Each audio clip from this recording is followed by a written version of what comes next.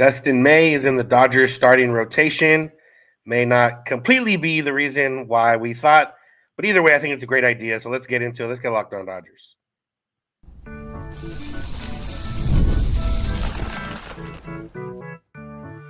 You are Locked On Dodgers, your daily Los Angeles Dodgers podcast. Part of the Locked On Podcast Network, your team every day.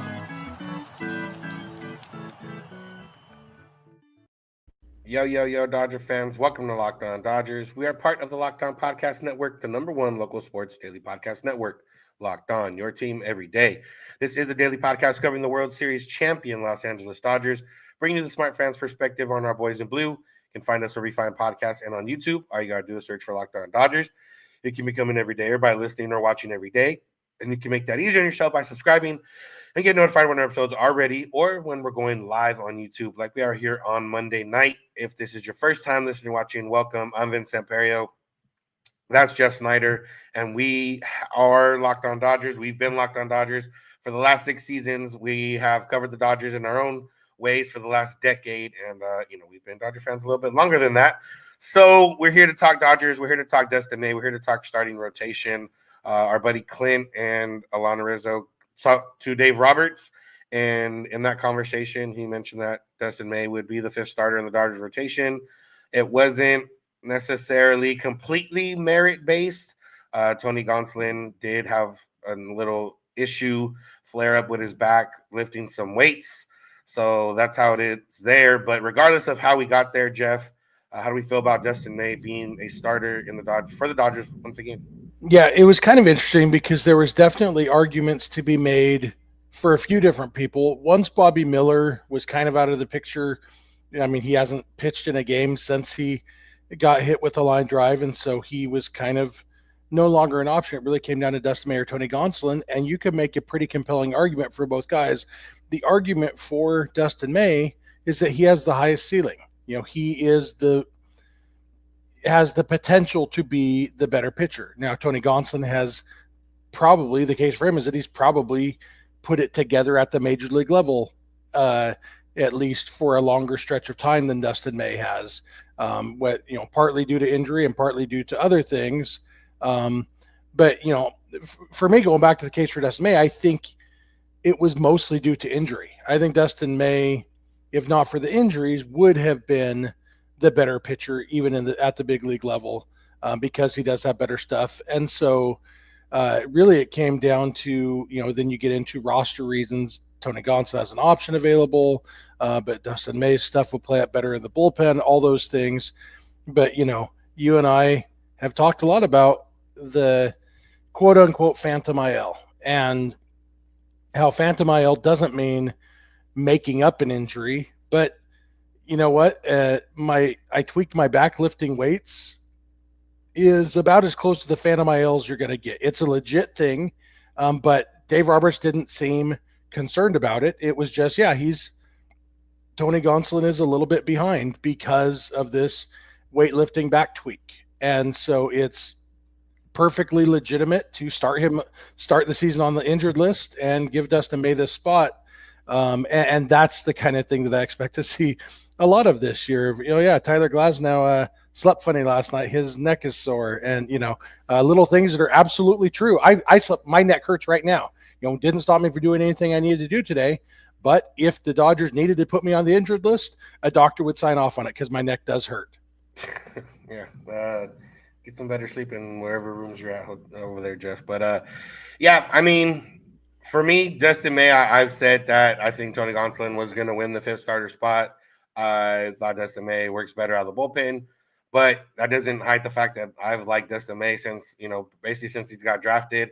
I've always hoped that he would become a guy for the Dodgers, and he has been that guy in spurts. It just has never been more than 10 starts in the season. I mean, you go through his career, 2019, 14 games, 4 starts, 3.63 ERA, 2020, 12 games, 10 starts, 2.57 ERA, 2021, 5 starts, 2.74 ERA, 2022, 6 starts, 4.5 ERA, a little bit down there, and then 9 starts in 2023 and a 2.63 ERA. Like, he's been that guy for the Dodgers as a starter. It just hasn't been sustainable because he keeps getting hurt, and then on top of getting hurt, has freak accidents after the fact. But I'm excited to see what he can do. I'm excited to see if he can stay healthy. I'm excited to see him pitch.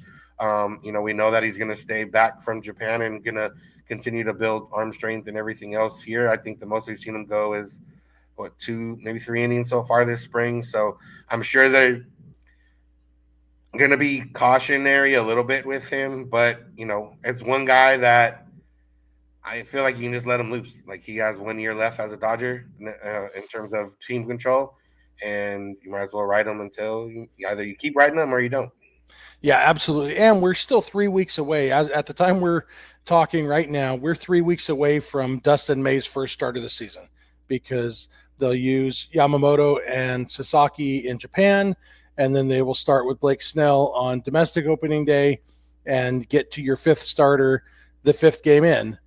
So yeah, I mean, that's still 3 weeks away. And so for Dustin May, that's for, whether it's B games, pitching in a minor league game in Arizona, or just, a simulated game or whatever, to get built up. I think it's kind of perfect for him to be ready to go at least 5 innings in that first start of the season, and hopefully start the season with basically no limitations. You know what? You can go out and throw 100 pitches if that's what we need. Realistically, nobody's probably going to throw 100 pitches in their first start of the season, especially a guy coming off Tommy John surgery.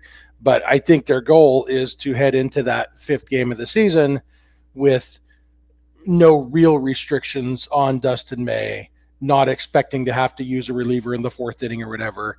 That's good that they do have this opportunity to leave him back from Japan. Don't need to take him there, and just let him work on getting built up, because the other 4 guys, I assume somewhere there's a logic, and it all works this way on purpose. But the fact is, you have 4 starters who are ready to go, and those are the 4 who are going to go to Japan, and you have a 5th starter who isn't quite ready to go, and he's going to be the one staying home to keep getting ready to go.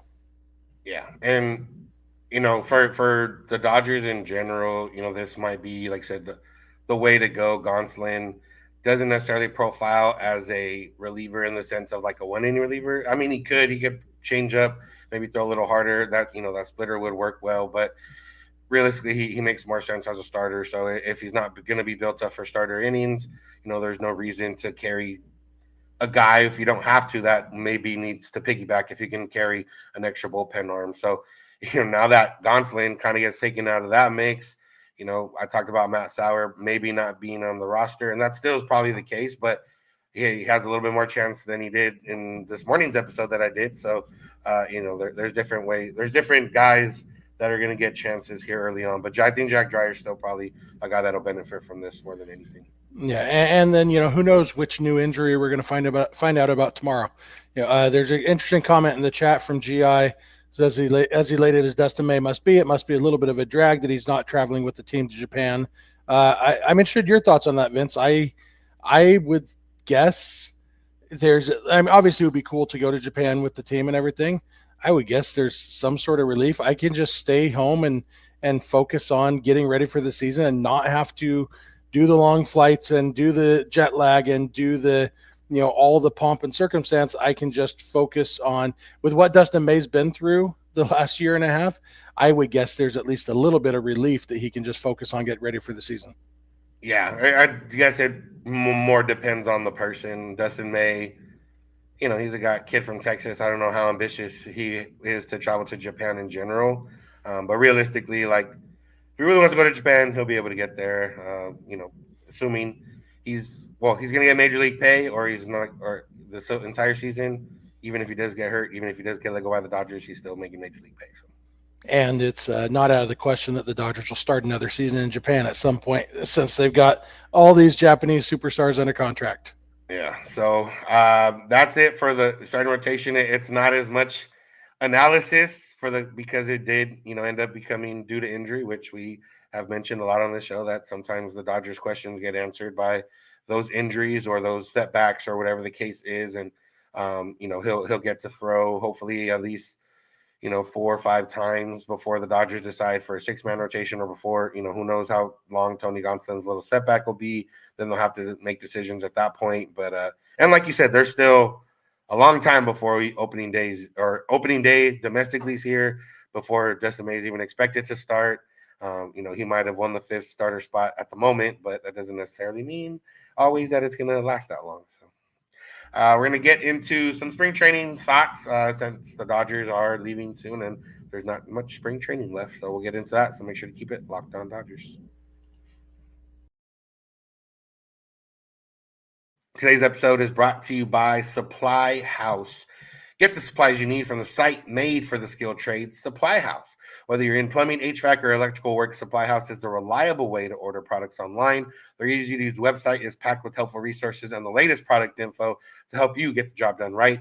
Plus, with the complete inventory of over 200,000 parts from 400-plus top brands, you'll find exactly what you need, delivered fast from coast to coast. If you need help with an order, Supply House offers expert support and industry-leading service, so you always talk to a real person. And for the trade pros out there looking for an extra edge, their free Trade Master program offers exclusive perks like a dedicated phone line, free shipping, and discounts on every order. Thousands of skilled professionals are already taking advantage. Now it's your turn. Join the Trade Master program today at supplyhouse.com/TN and start ordering plumbing, HVAC, and electrical supplies with just a few clicks.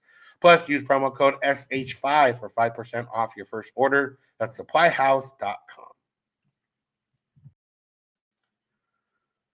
I want to thank you for making Locked On Dodgers your first listen of the day or your last listen of the day. Any listen of the day, we appreciate you if you're listening to Locked On Dodgers. Like I said, we've been here for 6 seasons, going into our 7th season. We've been here every Monday through Friday or Sunday through Thursday if you're on the live for the last year or so. But, even today, when we both couldn't go on Sunday night, Monday morning we were planning to go. And then, Jeff didn't quite work out the baseball schedule, but we still got the episode in. We're not going to miss a day. So, be here with us the entire season, not just, in the regular season. Be here the off season, preseason, everything season. And I'd also recommend follow us on Twitter and or become a Locked On Dodgers insider so that these programming notes, I had a text message from somebody this morning saying, hey, where's the episode?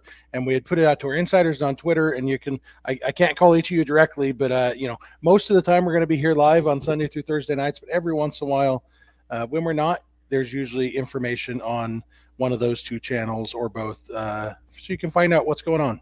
Yeah. All right, let's talk about spring training. And we always toe the line in saying these things because, we kind of talk around both ways. But spring training results, like the hard results, don't necessarily, matter too much. There's some guys that are working on certain things. There's some guys that are trying out different things.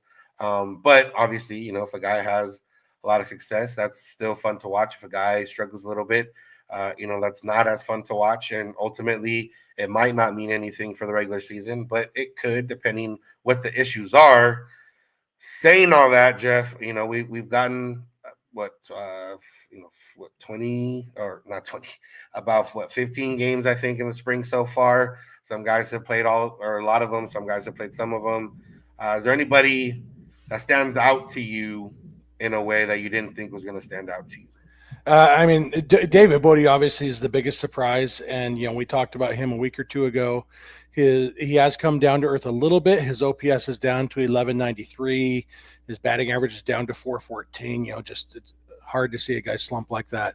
But he's still one who is on the bubble for me as far as what they're going to do with them, because, like you said, spring training results don't technically matter. And I'm sure that the Dodgers coaching staff and front office are in a better position to look at what Davey Bote is doing and kind of have a better idea of how real is this? Because like we talked about the other week, he did make swing changes. They are working with him on specific things. And so, you and I, from outsiders' point of views, are kind of inclined to believe, hey, this might be real. He made a change and now he's hitting better. And then it comes down to, well, can he play second base, which, might have a big impact on whether there's room for him on the roster, all those things. I guess how many of those hits are against minor league pitchers? Like there's a lot of different factors that, we see the numbers, and even us, doing a podcast, I don't know if we're tracking every single hit David Bodie had this spring. and who it was against and whether that's available information. So Yeah. And then I get to, maybe less unexpected and more just like, you talked about James Outman a little bit on this morning's show. And you and I both were a little surprised to look at the spring stats and see that James Outman's OPS this spring is 824 after he had another triple here on Monday. You know, and you could look at that and say, yeah, 824. If he could put up an 824 OPS in the regular season, it would be absolutely a no-brainer to put him on the roster. But what you do look at is, well, he's also struck out in almost 50% of his plate appearances, which, again, that's results. But what it tells you is maybe the 824 OPS isn't sustainable. If he's striking out half the time when half of his at-bats are coming against minor league pitchers, but then we also know he's also working on some swing changes. Rick Monday mentions it every time Outman's up. And so the Dodgers probably have more insight on that too, to look and see, okay, we do think, even though he's striking out all the time, we think he's this close to figuring it out, maybe. And they haven't said that, but that's kind of where, Dave Roberts talked about how James Outman seems uncomfortable, and that would be probably the changes to his swing that are making him uncomfortable, and is it, but with Outman specifically, it's kind of hard to see them starting him in the big leagues when he is striking out half the time, because if he's still figuring out with the swing changes, at least get that figured out in AAA first and then give it another shot in the big leagues, Yeah, that's what it feels like, for Outman. And you look at the flip side, I talked about Pages over Outman this morning, and, realistically, we don't know. Like, Pages could have a sophomore slump like James Outman did. They were different players kind of coming up, and like I said, Pages is be another year removed from surgery, even though clearly it didn't really seem to affect him last year, but it still could be something. You look at Pages OPS, on the spring, and it's 584, and he's had similar plate appearance. I mean, 2 less at bats than Outman. He's had he hasn't had any extra base hits other than the 1 home run that he does have, but he's only struck out 7 times in 26 at bats. So, maybe he's seeing the ball better, maybe whatever, blah, blah, blah, blah. There's a lot of different things. And again, like I said, we're not privy to all the information the Dodgers have. We're only privy to, what we see when we watch the games, what we see, in terms of stats and everything else. But yeah, it just feels like those numbers, like if you flip those numbers, it'd be like, oh yeah, it makes more sense. And then when you look at the numbers and you're like, oh, why, if a casual observer said, why are you advocating for Andy Pages over James Outman based on just the spring stats or spring OPS specifically, that's kind of why. And that's just the way it is. But in terms of like anybody else, I don't think anybody else is really, obviously David Bodie, like we talked about, Hunter Fiducia had a really nice spring, before he started seeding some ABs. But nobody, Mookie didn't have the greatest spring, but I'm not really concerned about Mookie. Max Muncy's had an okay spring, but, not necessarily concerned about him yet. Obviously Ohtani was really good. Freddie was really good. Kike's been, solid. There's been different guys. So, offensively, I think those are really the guys that kind of stand out. On the pitching side, I don't know. Has anyone really stood out to you?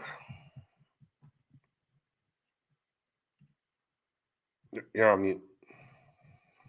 Sorry about that. Just kind of the usual suspects. I feel like the Dodgers, because of their bullpen, you've got the locks, and then you've got the other guys who are on the 40-man roster. Ben Casparius really is the main one who's jumped out at me with his stuff and with his results. And actually, one more, Justin Robleski. Justin Robleski struggled his first appearance of the spring and then has been really good since then. And that has kind of, I feel like I was telling somebody the other day, it's kind of given us a glimpse of the guy that so many of us were pretty darn excited about. And we knew, even if you look, I'm old enough to remember the late 80s Braves and Tom Glavine coming up and leading the league in losses, if I'm remembering correctly. Glavine and Smoltz both were lousy when they first came up, and not because they weren't good, talented pitchers, but because they were on a bad team. And so that team they could kind of afford to let them learn at the big league level. And the Dodgers weren't a bad team last year. They were a team in desperate need of pitching. And so Justin Robleski kind of got to learn on the job. And I do think that, not saying that Justin Robleski will end up in the Hall of Fame like Tom Glavine and John Smoltz, but I do think that the things we were excited about him are still there, and we've kind of seen that a little bit. And especially maybe if they do kind of lean into a bullpen role for him, which they might. I like a lot of what I've seen from Justin Robleski this spring. Yeah, he's been a guy, Jack Dreyer, we've talked about. He's been a guy that surprised. I mean, if you don't, he's not a guy that we've watched a lot heading into this spring. So maybe you shouldn't be surprised. But, he did get, I think he was tied for second in team for strikeouts. The only guy ahead of him was Yamamoto, who threw about twice as many innings as he did. He's tied with Glasnow, and they've thrown the same amount of innings. So you can kind of see what kind of stuff he's working with. But, yeah, beyond that, I mean, there wasn't really too much intrigue. It was, Gonsolin and May and Bobby Miller before he got hit were going to be the battle for the fifth spot. That didn't really materialize too much after all. The spots for the bullpen haven't necessarily materialized too much just because with injury, guys like Kasparov have made it, and guys like, Dreyer might be the one. Robleski could be a guy. Landon Knack hasn't necessarily pitched himself onto the roster and probably makes more sense in AAA just to keep the length going because they will need spot starts throughout the year and, spot starts that go 5+ innings rather than, 3+ innings. So, yeah, there's hasn't been too much there. We've talked about guys like Jackson Ferris who come up and pitch. I know, Sam Carlson, who's had a couple like good outings or at least, has racked up some strikeouts, but yeah, nobody really too surprising. And there wasn't anybody that like completely disappointed because if they were disappointing, they're probably somebody that's a lock for the roster anyways. Yeah, let me ask you one question back to the offensive side. Obviously James Outman has the highest strikeout rate on the team this spring. Second highest strikeout rate belongs to Max Muncy. Muncy has been pretty lousy this spring. Do you have any concerns about Max Muncy as we're sitting here right now on March 10th? Not right now, but I can see with a guy like him and getting up in age, I could see concern happening maybe earlier than some other guys for me. Yeah, it'll be interesting to see for sure. The strikeouts, I guess if I'm trying to have my rose-colored glasses on, Muncy is a guy more than most maybe who might spend time in spring, honing in his understanding of the strike zone and all those things. So might be a guy who strikes out more in games that don't matter than he does in games that do matter. But yeah, definitely something to keep an eye on over the next few weeks anyway. Yeah, 1 month of Max Muncy struggling, and we'll hear Nolan Arenado's name once again. So, oh, thank goodness. Yeah, so we're going to finish off Dave Roberts. The extension is not officially official, but as official as you can be without it being officially official. We'll talk about it, get into the numbers a little bit, so make sure to keep it locked on Dodgers. Today's episode is brought to you by FanDuel. March Madness is here, and FanDuel is giving you the chance to get in on the action like never before. Right now, new customers can get $200 in bonus bets when your first $5 bet wins. That's 200 extra bucks to use on everything from buzzer beaters to Cinderella stories and even who's cutting down the nets. That $5 bet, put it on the 1 seed in the tournament. It very, very, very rarely happens at a 16 seed wins. So put the $5 on a 1 seed, get your $200 in bonus bets. And then when your bracket's busted after the first weekend, you can get in and follow that underdog, follow that 12 seed to, Sweet 16 run, or follow that, double digit seed to the Final Four, whatever it is. It's all there on FanDuel.com with the FanDuel app. It's easy to use. And when you win, you get paid instantly. You don't have to wait around. So go to FanDuel.com and get in on the college hoops action all tournament long. I want to thank you for being an everyday. If you are one, an everyday is just someone that listens or watches every day. We appreciate those of you that already are everydayers. If you're not one, Dodger season's here. Games that matter start next week. There's no reason not to become an everydayer now because there's going to be either a game or something to talk about the rest of the way until the end of October. And why not be part of that? And if you want to get even deeper into it, go beyond being an everyday, you can go beyond the podcast and become Locked On Dodgers Insider by going to joinsubtext.com/LockedOnDodgers. Stay up to date with texts from us, keeping you in the loop on what's going on with the Dodgers, and also joining our Discord server where you can talk with other Dodger fans as we head into the season. And Jeff, Dave Roberts, the Dodgers haven't announced it yet, but Dave Roberts talked about it a little bit, and it's been reported the extension is done. Dave Roberts tacks on 4 years beyond this year. He'll be making $32.4 million. And as Bill Plunkett pointed out, Dave Roberts said that being send the most money for a manager in terms of annual value wasn't necessarily his reasoning for doing it or anything of his motivation. But if Dave Roberts, if he has an agent and the agent negotiated, it might have been a little bit of motivation for him because they got it to 8.1 mil, which sets the record. Yeah, and you have the fact that Dave Roberts will now officially make more money as a manager than he did as a player.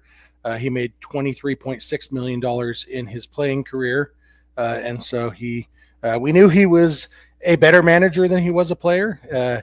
He's going to go in the Hall of Fame as a manager, not as a player. So it's good that he will make more money as a manager than as a player. And, you know, I think a lot of people, our initial response was 4 years felt a little bit short. You know, you and I had talked about, you know, probably 5 or 6 years. But like you mentioned, that is on top of 2025 that he was still under contract for. So it keeps him in Dodger blue for 5 more years. And I wonder how much of it was the Dodgers and how much of it was him, because that puts him. So he'll go through the 2029 season. Yeah, 29. And so he will turn 57 during the 2029 season, which isn't old by any means. But, you know, it might be that Dave Roberts is starting to think about, well, how long do I want to do this? And having that money is nice, but also, being able to enjoy that money with his wife and all those things. He wants to reset the market again in 4 years. 5 Yeah, years. and that's the other thing. Yeah, if somebody else is making $8.2 million a year by then Doc can say, hey, I am the only manager who's ever won 6 straight World Series titles. So let's get her done and let's go at least 8.3 or 15.1 or whatever it is 5 years from now. I think it probably ended up being a mutual decision on both sides, saying, yeah, there's no reason to lock you in forever right now. We want you. We know you want to stay here. And so let's give you the money and the security now, and we'll figure out down the road when we're down the road. Yeah, it definitely feels like at this point it's Dave Roberts' job until he doesn't want it, assuming the Dodgers continue to do the things they're doing. And even Ohtani's still here for 9 more years. Mookie's still here for 7, 8 more years. Will Smith is still around for 9 more years. Like a lot of these guys are around for a while. And, for Dave Roberts, why sign a 10-year deal when you don't know how you're going to feel in 5 years? But, realistically, the job's probably going to be yours as long as you keep wanting it, as long as Andrew Friedman's still around, as long as the Dodgers continue to keep this chugging along. Because even if, let's just say in the next 5 years he wins 1 or 2 more World Series, but then finally does miss the playoffs, I still don't think that's going to be an impetus to make any decisions unless it was something that he did that completely ruined, the Dodger brand or something like that. So it feels like we're at a point with him where you're the manager of the Dodgers, and, we're just going to keep working towards that. Yeah, I think so too. And Dave Roberts is never going to get fired from the Dodgers. Whenever he's done, it will be either because a health issue forced him out or because he had chosen his handpicked successor and trained him up in the way he should go and had him ready to go and chose to step down. Yeah. So, I mean, that was a lot of news on the day for the Dodgers. They play baseball that matters in 8 days. Yep. Yeah. So it's exciting. They'll make the trip soon. They'll have the exhibition games. I'm sure we'll see some fun stuff out there. The Dodgers social media team already started their, trek to Japan in terms of putting out some content with Yamamoto, teaching some of the Dodger players some Japanese. So that'll be fun. And it looks like there's going to be, I know MLB released kind of a lot of stuff that's going to be happening in Japan. There's like a Dodgers immersive pop up and a lot of other stuff. I know tickets are crazy, so if you are going to Japan, you're probably not going to watch the game in person, but there's still going to be a lot of stuff for you to do out there. So. Yeah, it should be a fun time. Really, we're closer to 7 days, about 7 days and what, 8 hours now? Something less than 7.5 days until a game that matters, and it should be a blast. Just little programming note here for us. As you can tell by my background, if you're watching this, I'm still in Arizona. My son has 2 days of baseball tournament left, so tomorrow night we should be live together. Then Wednesday night, Vince will be on his own because I will be driving home, and then I'll be back in my bobblehead office and with my good internet connection and all those happy things. And we'll keep on bringing you Locked On Dodgers. Yeah, we're going to be here the whole season, and it's just getting started. So make sure to, tell your friends about Locked On Dodgers. Make sure to listen every day. Make sure to be coming every day, or all that fun stuff. That's going to do it for today's episode. Thank you all for listening. Make sure to check in with us every day, whether it's live, whether it's after the fact, whether it's on YouTube, whether it's wherever you get your podcast. All listens and downloads are fun for us. If you're on YouTube, drop a comment. If you agree with us, you disagree with us, you have a question for a future show, whatever it is, you can check in that way. You can check out Locked On Sports Today and Locked On Sports Los Angeles, 24/7 streaming channels from the Locked On Podcast Network, bringing the biggest news and stories from the sports world and the LA sports world. You can go beyond the podcast, come Locked On Dodgers Insider by going to joinsubtext.com/Locked On Dodgers, get text directly from us, and be in our exclusive Discord server. You can find us on social media, Twitter, Instagram, and TikTok at Locked On Dodgers. Jeff's on Twitter at Snider. I'm at Vincent91. You can DM us any questions or comments. You can also send those via email, lockedondodgers@gmail.com, or via voicemail text at 323-863-5625.